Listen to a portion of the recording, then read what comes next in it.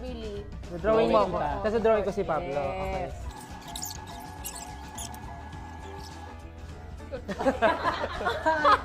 Sabi ko, Nahihirapan na ako mag-drawing. sinasadya.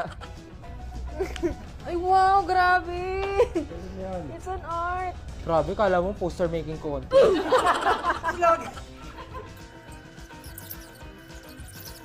Oh, since ako na natapos, ako na lang magsasalita. Okay, Stel, pasensya ka na. Naging mukhang medyo alienish yung mata mo. Hindi ko actually makuha eh, kasi nakaganon ka. So, nakita ko na lang na bago yung hairstyle mo, maganda, bagay sa'yo. Pero dito, sobrang husay mo kasi kumanta at napakalaki ng puso mo. Kaya yun, Hoy! kaya yun pinaka-clear sa akin dito. Grabe. Yun lang po. Wow. Hindi ko alam kung ba't nag-uwarabo si Coach Dylan. I would like to tell all my friends that this is me on my off day. When I have no makeup, it's me.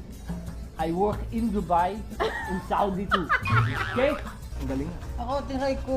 Ganda nga. Ay, grabe! Grabe! Ang galing! Tinry drawing in detail kasi baka ma-sabotage ko pa eh. Mahirap na. Katulad ng Silhouette akin. na lang, silhouette. Ang galing! Para kang ano, designer. Ano yan sa'yo? Ako yung... Baka Parang sa'yo sinabay ko si Billy. Actually, ang dinawin ko talaga si Tatalino. Hindi, dinawin ko si Pablo. Mahalaga na ko yung nunal. Hindi kasi mahaba naman yung buhok niya Oo. or mahilig ka lang sa taong gubat. Hindi kasi, din drawing ko to nung di pa siya nakakadito. Ah, okay. So si Tarzan yan.